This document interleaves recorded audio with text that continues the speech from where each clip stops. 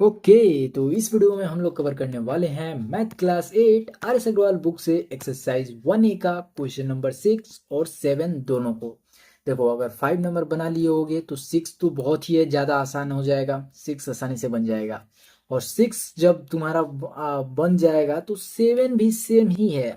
जिस तरीके से तुम्हें ग्रेटर और स्मॉलर में साइन बताना था, वही सेम साइन यहाँ पे भी यूज करके इन सारे रिक्त स्थानों को, फिल इन द ब्लैंक्स को भरना है। तो आओ जरा अपने क्वेश्चन को 6 नंबर के साथ शुरुआत करते हैं।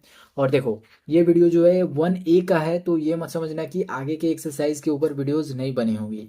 तुम जो है चैनल पे जाके प्लेलिस्ट को देख सकते हो। और अभी वीडियो को लाइक कर दो, चैनल पे नए हो तो सब्सक्राइब कर दो, और अपने दोस्तों के बीच में शेयर जरूर से कर देना वीडियोज़ को। आओ अपने 6 नंबर क्वेश्चन को सॉल्व करते हैं। हमें क्या करना है कि which of the two rational number is greater in the given pair. ये जो दो दो नंबर्स रेशनल नंबर दिए गए हैं, वो हमें बताना है कि इन दोनों में से बड़ा वैल्यू कौन है। तो बड़ा वैल्यू बताने के लिए हम लोग क्या करेंगे, क्रॉस मल्टीप्लिकेशन वाला यूज करेंगे।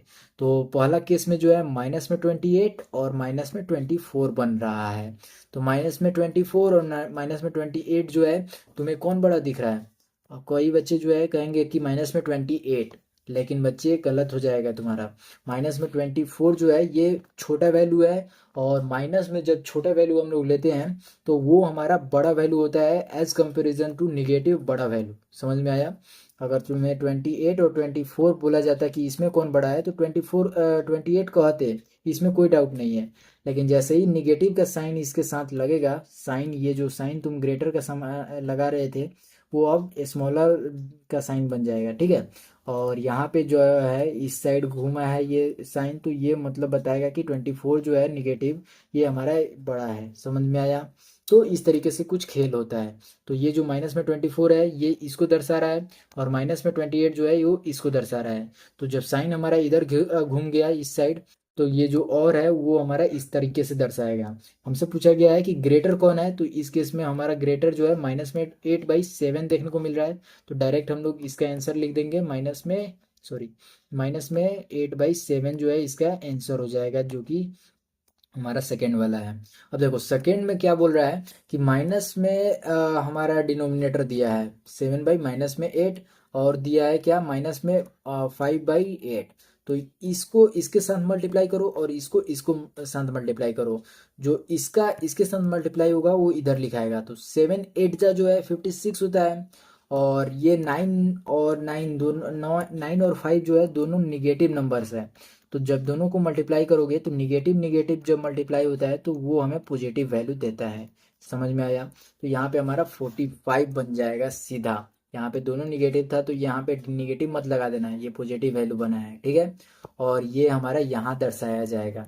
तो तुम्हें दोनों में जो है कौन बड़ा दिख रहा है? तो ये हमारा 56 बड़ा है। तो ये जो वैल्यू है हमारा, ये इधर को दर्शाएगा, और ये हमारा बड़ा हो बन रहा है। तो ये इस केस का आंसर हो जाएगा कि 7/-9 जो है इस केस के लिए बड़ा आंसर है, बड़ा हो जाएगा। ये समझ में आ गया। अब 3 नंबर जो है सेम है। अब हम लोग डायरेक्ट जो है इसमें ज़्यादा जल्दी जल्दी करके और अगला क्वेश्चन पे आते हैं। तो इस केस में जो है ये जब क्रॉस मल्टीप्लाई करेंगे तो 5 बनेगा सीधा प्लस में, और ये 12 बनेगा। 12 भी इस केस में बड़ा है, और 12 इधर वाले पार्ट को दर्शा रहा है। तो इस केस का आंसर हो जाएगा 4/-5। समझ में आया कैसे? अब सेम 4 नंबर के साथ भी करेंगे। तो यहाँ पे जो है पहले लिख लेना कि 9 इंटू में -12 और 7 इंटू में -13, ये बड़ा बड़ा वैल्यू है। तो इसमें जो है अगर तुम ओरली बनाओगे तो गलत हो सकता है, ठीक है। तो ये वैल्यू जो है तुम्हारा 108 आ रहा है। 12 9 जा जो है 108 आता है, और 13 7 जा जो है 91 होता है। और चूंकि ये निगेटिव नंबर से मल्टीप्लाई हुआ है इसलिए निगेटिव हो गया है। और जैसा कि मैंने बताया है कि निगेटिव में छोटा जितना वैल्यू रहेगा वो उतना ही बड़ा वैल्यू होगा। तो ये जो केस है ये हमारा इसको दर्शा रहा है। तो इसका आंसर 7/-12 हो जाएगा, ठीक है। अब उसी के साथ 5 नंबर पे आते हैं। 5 नंबर में ज़्यादा कुछ करने की ज़रूरत नहीं है। 4 10 जो है 40 हो जाएगा, और ये निगेटिव और ये निगेटिव पॉजिटिव बन जाएगा, और 7 5 जा 35 बन जाएगा। तो इस केस में जो है ये हमारा 40 जो है बड़ा वैल्यू है। तो ये इधर साइन घूम रहा है, यानी 4/5 जो है माइनस में, वो हमारा बड़ा वैल्यू हो जाएगा। तो यहाँ पे 4/-5 आंसर हो जाएगा। समझ में आया? सिक्स नंबर देखो कैसे हो रहा है। सिक्स नंबर में हमारा डिनोमिनेटर इसका नहीं दिया है तो वन लिख सकते हैं। तो यहाँ पे जो है माइनस में 12 हमारा लेफ्ट हैंड साइड बन जाएगा और माइनस में 15 हमारा राइट हैंड साइड बन जाएगा। बहुत बच्चे कहेंगे कि ये बड़ा वैल्यू है, लेकिन फिर से मैं कहना चाहूँगा कि छोटा निगेटिव में जितना छोटा दिखेगा वह उतना ही बड़ा वैल्यू रहेगा। तो इस केस में हमारा साइन जो है इस साइड घुमा है, तो इस साइड का मतलब हुआ कि ये हमारा बड़ा वैल्यू है। तो माइनस में 12/5 जो है इसका आंसर हो जाएगा। और ये हमारा सिक्स नंबर कंप्लीट हो गया यहाँ पे।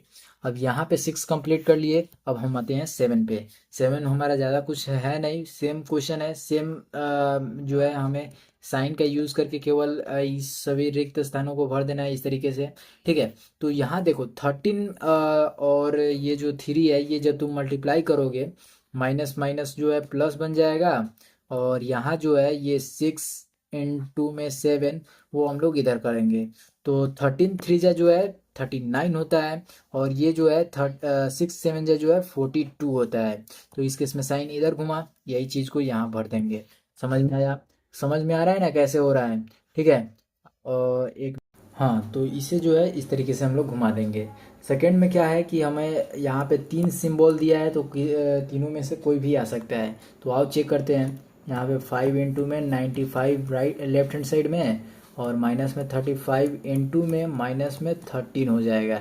ठीक है, तो ये वैल्यू 5 × 5, 5 9 जा 49, सॉरी 45, ये हमारा 455 बन गया।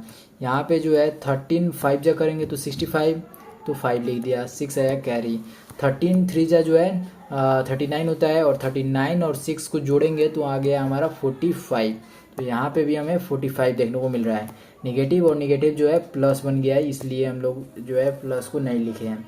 अब तुम्हें दोनों में देखने को मिल रहा है कि दोनों वैल्यू बराबर है, तो सिंपली हम लोग इक्वल का साइन लगा देंगे, ये हमारा इक्वल हो जाएगा। ठीक है, अब थर्ड पे आते हैं। थर्ड में हमें जो है माइनस में 2 × में 5 करना होगा, और माइनस में 13 × में 1 करना होगा। तो ये वैल्यू हमारा माइनस में 10 और ये वैल्यू हमारा माइनस में 13 आया। तो माइनस में मैंने बताया कि जितना छोटा वैल्यू रहेगा वो उतना ही बड़ा वैल्यू बनेगा। तो इस केस में जो बड़ा वैल्यू है वो कौन है? वो हमारा माइनस में 10 है, यानी इस तरीके से हमारा इस केस में साइन बन जाएगा। समझ में आया? तो ये हमारा 3 नंबर का साइन हो गया। अब आते हैं चौथा नंबर पे। तो इस केस में जो है हम लोग ये और ये मल्टीप्लाई किए तो 16 आ गया, और ये मल्टीप्लाई किया तो 15। तो इस केस में बड़ा है 16, तो इधर घुमा दिया। जीरो जो है इन दोनों अगर तुम दोनों वैल्यू को देखोगे तो निगेटिव और निगेटिव दोनों में न्यूमरेटर और डिनोमिनेटर में देखने को मिलेगा। तो निगेटिव निगेटिव को काट देगा, तो बना ये वैल्यू पॉजिटिव। तो मैंने बताया कि जीरो से जितना भी आगे बढ़ेगा वैल्यू वो जो है बड़ा वैल्यू बनता है। तो ये इस तरीके से बन जाएगा।